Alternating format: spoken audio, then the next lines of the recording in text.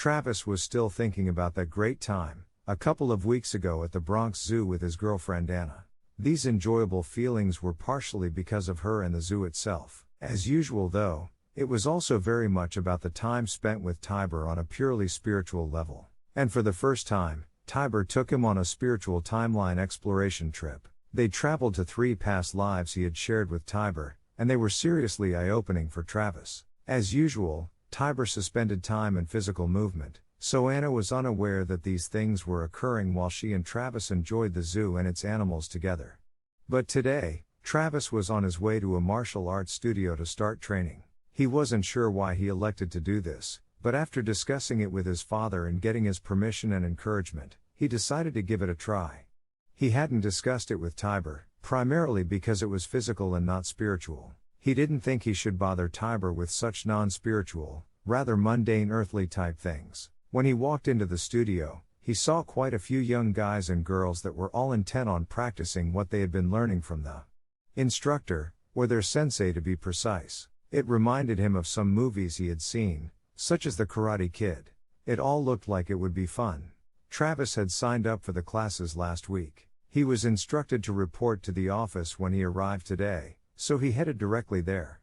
A couple of the boys glanced at him as he walked by them on his way to the office door. Again, like in some prison movies, Travis felt sized up during this passage. Perhaps it was just his imagination, but often new experiences brought about a change in his perception.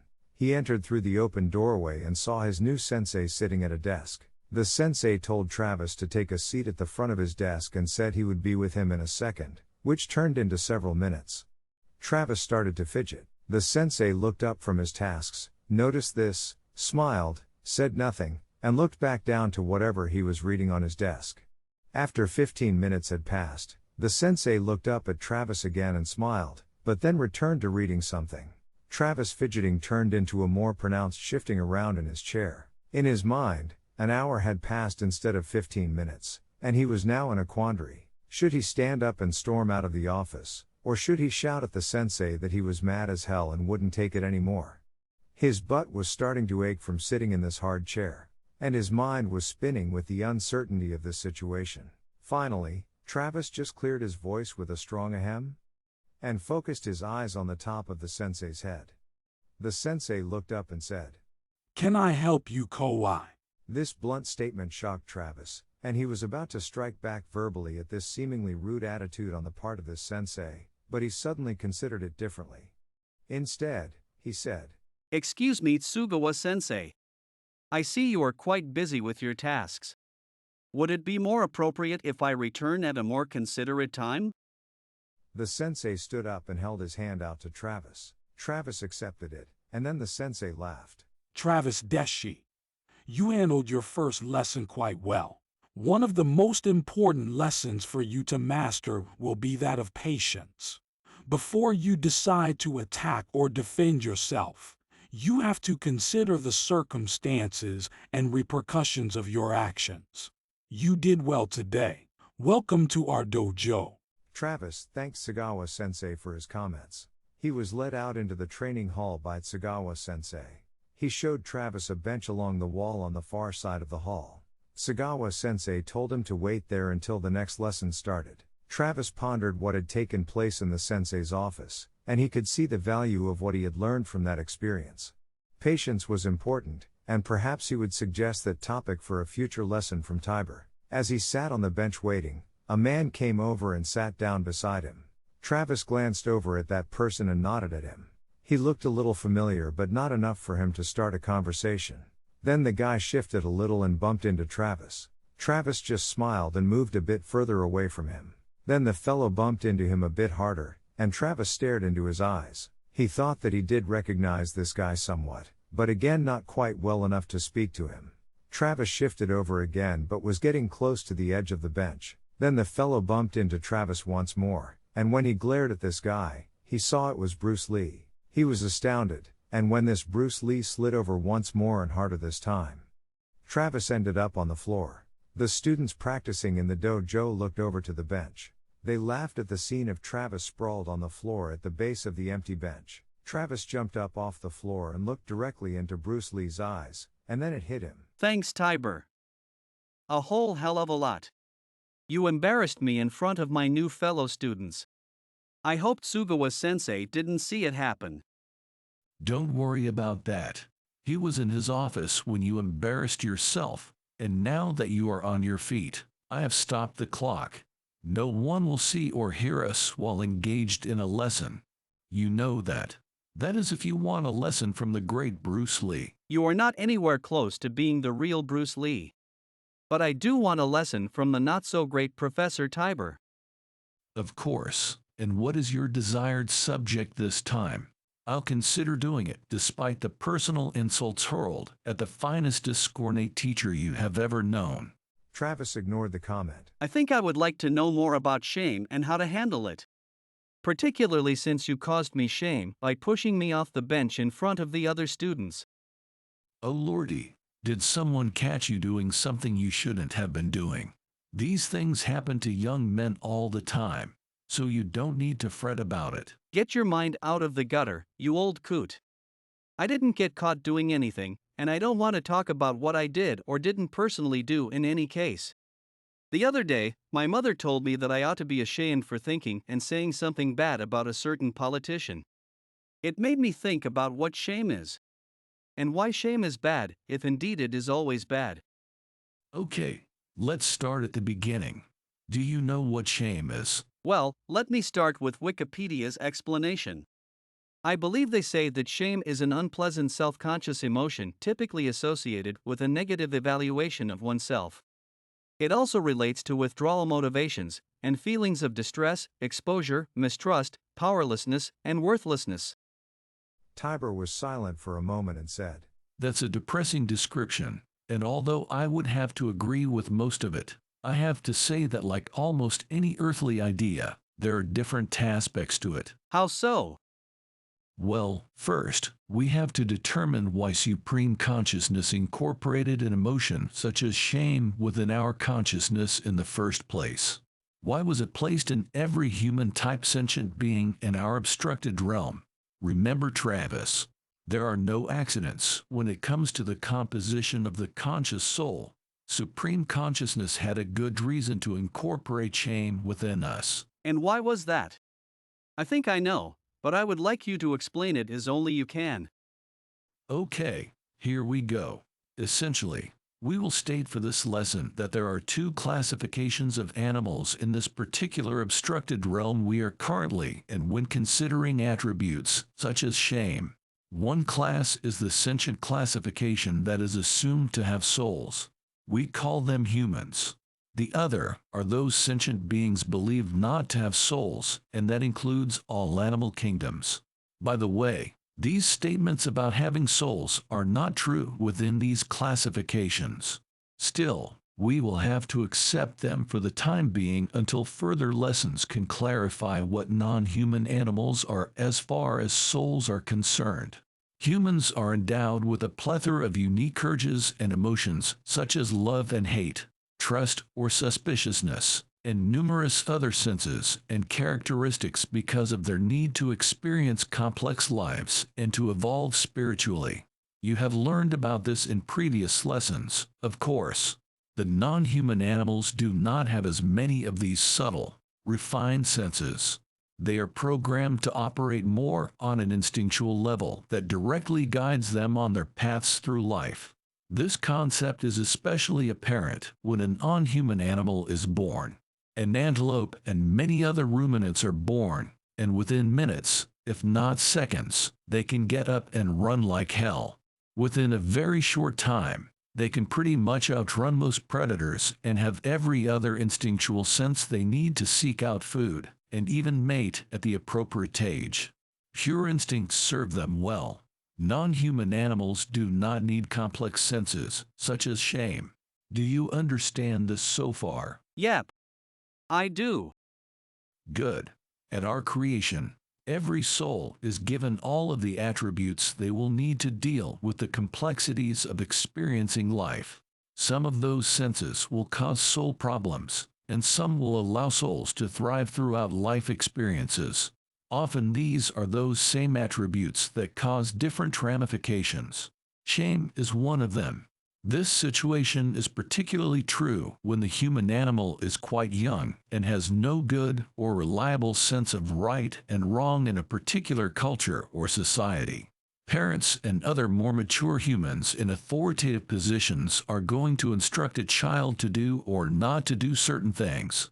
But the faculty of shame is often a really good regulator for a maturing human. A simple example is dealing with nudity. A toddler has no natural prohibition about streaking around a house butt naked, and there is certainly nothing wrong with that. It is natural. However, most but not all human cultures frown on that activity. In those societies, parents will certainly tell the toddler not to be naked when other humans are present, but that spoken demand only goes so far in curtailing that activity.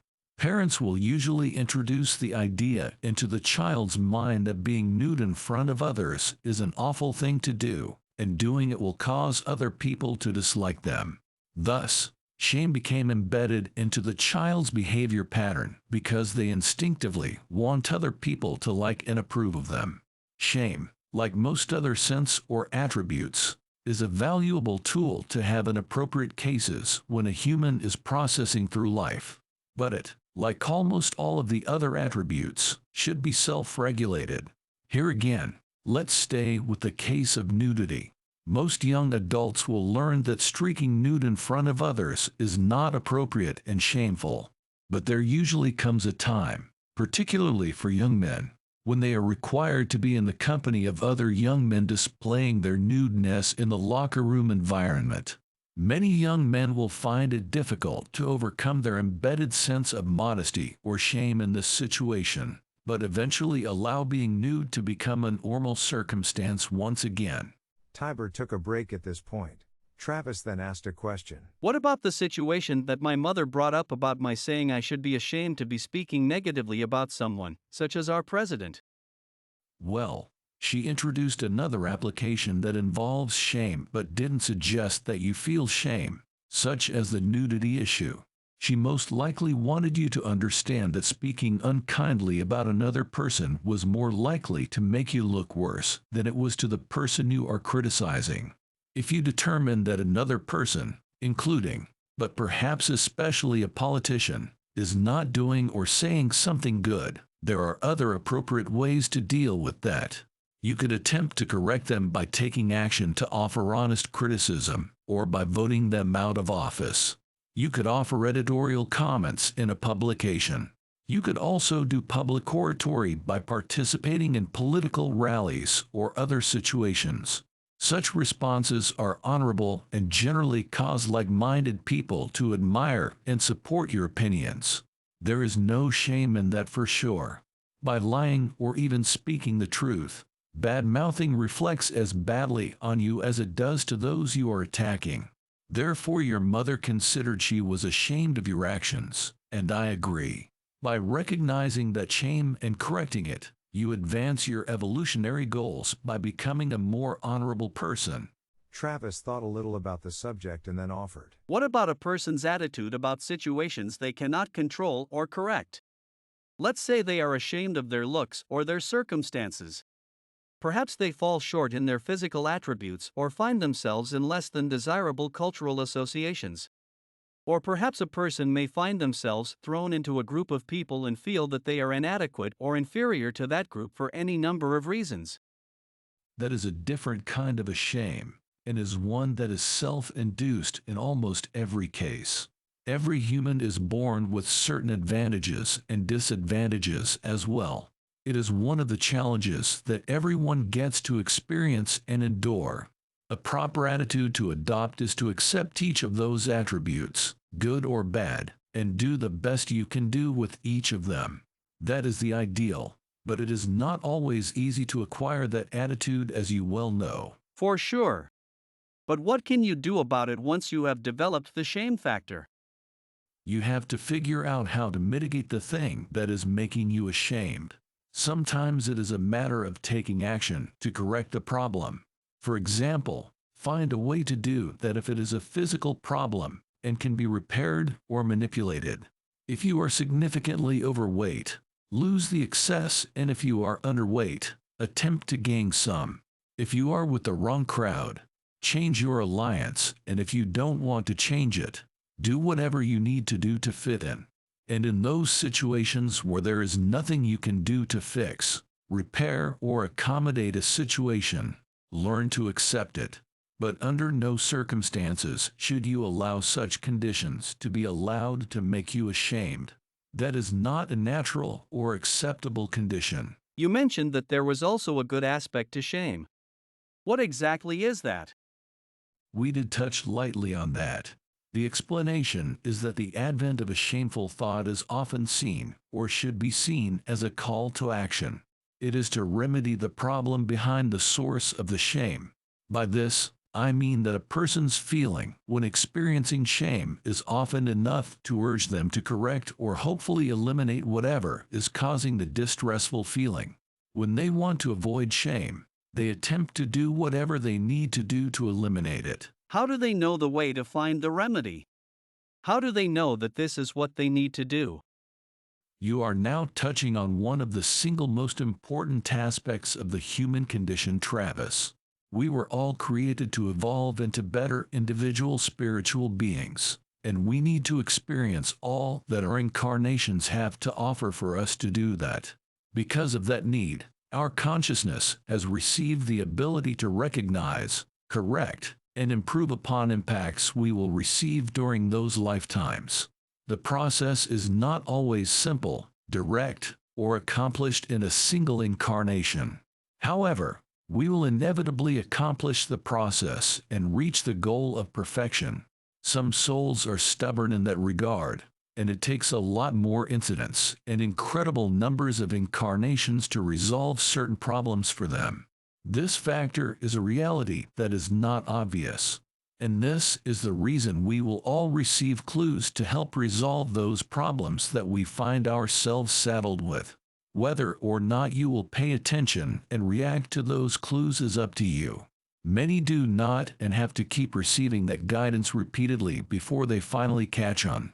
Greed, for example, is a major attraction for many souls.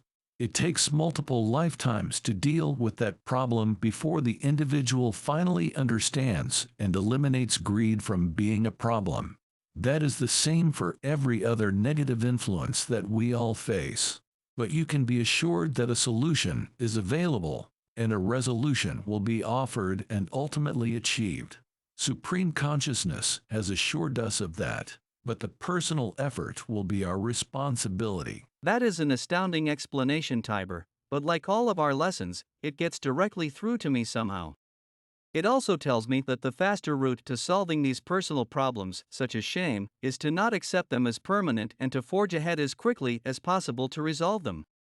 Ignoring them is probably the worst thing we can do. Right?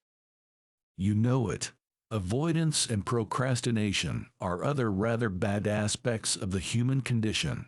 Non-human animals rarely, if ever, can adopt those practices. If they want something, they proceed directly to get it unless they sense a danger in doing so. It's a good habit to have. For sure. To finish this lesson, I want to know what you have learned about shame from me. Okay. I understand that I can acquire the condition of shame from other people, like my parents, or possibly from my interpretation of something that is affecting me physically or mentally. When that condition of shame is bothering me, I have to take steps as quickly as possible to rid myself of it before it complicates my existence. I can study the problem myself as best I can or ask others how to resolve it, but resolve it I must. Is that about it? It is good enough, and will set you in the right direction to allow you to clear up the problem of shame if need be. I'm going to leave you now, and will lift the time-space block, and you can get back to playing with your fellow trainees. I never did inquire how things are going with your new girlfriend. Her name was Anna, I believe. You know perfectly well what her name is and what our current relationship is. Why do you ask? I ask because I am a polite person, and that's what polite people do. Nonsense. You are not the least bit polite and not a person at all, but I guess I have to take you for your word. I still actually like you even if you are a pain in my butt sometimes. I love you too. See you soon for the next lesson. And with that, Tiber disappeared, and the dojo was full of noise and people throwing each other around the floor. 3 trainees were still laughing at Travis sprawling to get up off the floor and heard him hollering at the empty bench. Travis spun around and faced them. He was silent for a monument and then said, "They sure don't make benches as wide as they used to." He then laughed along with the black belt students. He had neutralized his shame. Once again, I was amused and inspired to hear Tiber's views on a rather bland subject. I consider shame one of those human conditions that affect everyone differently but are particularly hurtful to teenagers. That may still be true, but Tiber put forward the importance of this emotion to all of us and did it in a rather amusing way. A day at the dojo was a delightful and original way to offer a lesson on several human emotional conditions. I wonder what the ultimate goal is for Travis besides the overall need to evolve into a more spiritually positive soul like all of us. We will have to keep up with his stories to find out. Stay with us for episode number 14, where Travis learns a thing or two about sin. It should be fun.